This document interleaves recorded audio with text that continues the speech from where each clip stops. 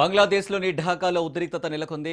భారత ఎంబసీపై దాడికి యత్నించారు. వీసాల జారీ నిలిపివేతపై ఆందోళన చేపట్టారు.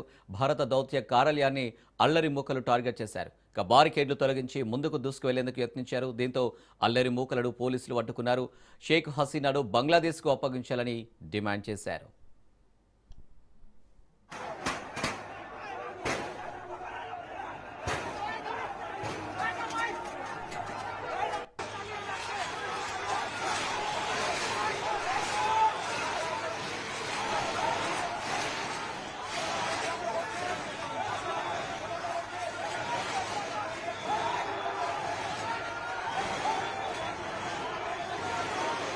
వచ్చి మాట్లాడతాను.